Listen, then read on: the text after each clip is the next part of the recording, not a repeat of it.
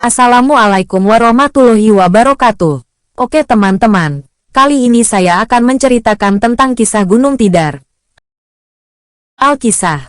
Pada zaman dahulu para dewa melihat peta Pulau Jawa yang mirip. Dewa tersebut kemudian memutuskan untuk memancangkan sebuah paku raksasa di pusat Pulau Jawa. Alhasil, paku itu adalah Gunung Tidar, sehingga gunung tersebut dikenal pula sebagai Paku Tanah Jawa, yang membuat Pulau Jawa dapat menjadi aman dan tenang.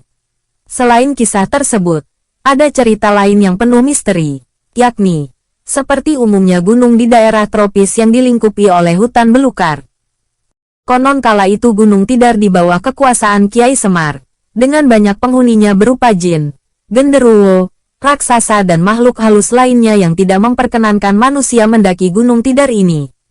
Barang siapa yang melanggarnya dan berani untuk mendekat wilayah gunung ini, maka akan terancam mati. Hal mana diketahui, ada seorang Sultan Muhammad dari Turki yang mengutus Syekh Subakir untuk mengamankannya. Kemudian, terjadilah pertempuran antara Syekh Subakir yang bersenjatakan tombak panjang, dengan para jin dan roh jahat tersebut. Akhirnya, keberadaan para jin dan roh jahat yang menguasai Gunung Tidar tersebut dikalahkan, sehingga Gunung Tidar menjadi aman.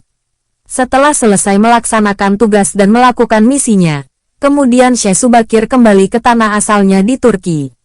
Sekarang, Gunung Tidar menjadi aman dan di sana masih meninggalkan makam dan petilasannya. Banyak pula warga yang melakukan pendakian untuk rekreasi, berwisata ataupun berziarah. Untuk keperluan pariwisata tersebut, di sana telah tersedia sarana jalan setapak bertangga yang kondisinya sangat baik. Jalan setapak bertangga tersebut, konstruksinya terbuat dari perkerasan batu yang dirancang dengan baik dan aman untuk memudahkan para wisatawan yang akan melakukan pendakian dari kaki gunung di kota Magelang menuju ke puncak Gunung Tidar.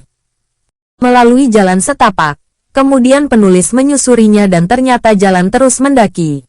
Dan sepanjang perjalanan harus menaiki anak tangga dan di jalan setapak yang dilalui di kaki gunung terdapat beberapa makam tua warga Tionghoa. Di sepanjang jalan pendakian, penulis juga bertemu dengan beberapa ekor kera. Pada awalnya, penulis akan menghitung jumlah anak tangga di jalan setapak tersebut.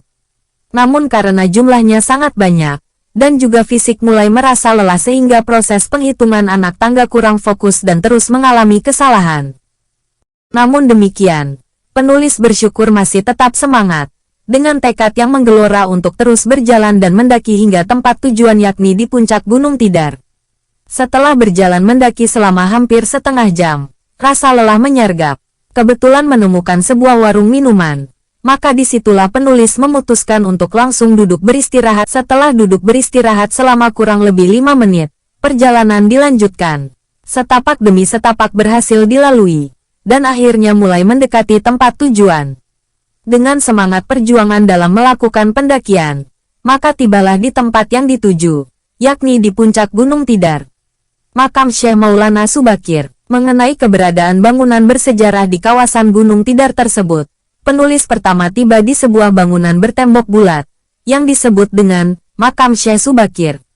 Di bagian muka dari bangunan makam tersebut, terdapat sebuah masjid kecil pancaran amal Gunung Tidar.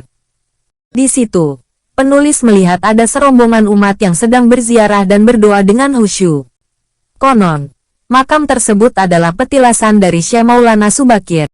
Ada sebuah monumen kecil berupa tiang beton yang berdiri tegak berwarna putih. Tiang beton tersebut merupakan sebuah simbol kosmik, yakni Paku Tanah Jawa. Di atasnya tertulis aksara Jawa, Sak, yang bermakna, sapa salah saleh, atau siapa yang salah akan kalah. Sebagian orang percaya bahwa Kiai Semar tersebut adalah leluhur dari Semar Punokawan, karena di pintu makam tersebut terdapat ukiran gambar Semar versi Punokawan dan gunungan cerita wayang.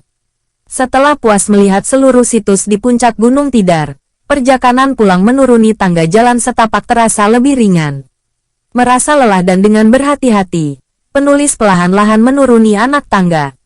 Untuk itu, berdasarkan perhitungan secara matematis tersebut, maka diperkirakan jumlah anak tangga tersebut mencapai 1000-an buah anak tangga.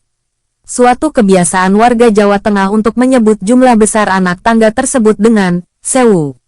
Oleh karena itu, jumlah anak tangga menuju puncak Gunung Tidar itu dapat disebut dengan tangga sewu, atau ondo sewu, atau biasa disebut dengan sewu undakan. Oke teman-teman, sampai di sini saja. Semoga bermanfaat. Terima kasih sudah menonton video kami. Wassalamualaikum warahmatullahi wabarakatuh.